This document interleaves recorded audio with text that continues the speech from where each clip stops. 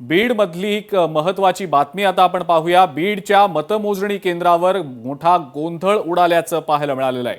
उमेदवार आणि पोलिसांमध्ये बाचाबाची झाल्याचं समजतंय। मतमोजणी केंद्रामध्ये सोडताना गेटवरच गोंधळाची स्थिती होती। अगदी काही वेळातच मतमोजणीला एकीकडे सुरुवात होणार आहे, मात्र बीडमध्ये मतमोजणी केंद्राच्या गेटवरच मोठा गोंधळ उडाल्याचं पाहायला मिळालेलं आहे। आताच्या घडीची अत्यंत महत्वाची मोठी बातमी, मतमोजणीला आता सुरुवात झालेली आहे आणि यानंतर मतमोजणी संदर्भातले अपडेट्स आपण लोकशाही मराठीवर पाहायला सुरुवात करणार आहोत। बीड मधली सध्या आपण दृश्य पाहिली।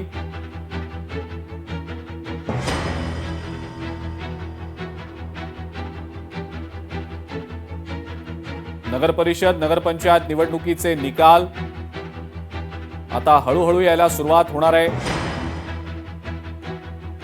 अत्यंत जोरदारपणे या सगळ्याचा प्रचार झाल्याचं आपण पाहिलेलं होतं, मात्र आज निकालाचा दिवस आहे।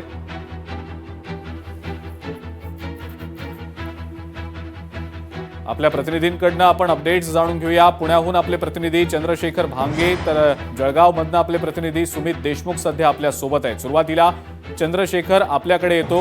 पुण्यातल्याही अनेक ठिकाणी नगरपरिषद नगरपंचायत निवडणुकीची रणधुमाळी आहेच आणि बारामतीकडे खरं तर खास करून सगळ्यांचंच लक्ष लागून राहिलेलं आहे। चंद्रशेखर, काय नेमकी पुण्यातली स्थिती आहे?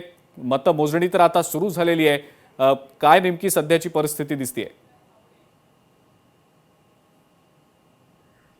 अजिंक्य, मी सध्या पुण्यातील फुरसुंगी देवाची उरळी या नगर परिषदेच्या मतमोजणीच्या केंद्राबाहेर आहे। आपण पाहिलं तर पुण्यामध्ये सर्वाधिक जी लढत आहे ती भोरमधली आहे। त्या ठिकाणी दोन आजी आणि माजी आमदार जे आहेत त्या ठिकाणी त्यांचं पॅनल जे आहे ते त्या ठिकाणी लढत आहेत। त्याचबरोबर बारामतीमध्ये सुद्धा जर पाहिलं तर आपण त्या ठिकाणी सुद्धा अजित पवारांची प्रतिष्ठा पणाला लागलेली आहे। मी पुण्यातील तुम्हाला परिस्थिती दाखवतो, ज्या ठिकाणी फुरसुंगीच्या गेटवरती मोठ्या प्रमाणात जे आहेत ते मतमोजणीसाठी जे आहेत त्यांचे उमेदवार आणि प्रतिनिधी येताना दिसत आहेत।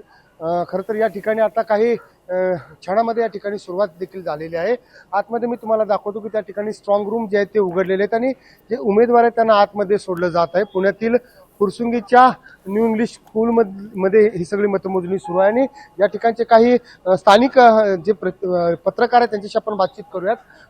काय सांगाल, कशा पद्धतीने या ठिकाणची सगळी निवडणूक झाली, काय मुद्दे होते या ठिकाणच्या सगळ्या निवडणुकीत? फुरसुंगी उरळी देवाची नगर परिषदेची निवडणूक ही लोकशाही मराठी ऐका, पहा, जागरूक रहा।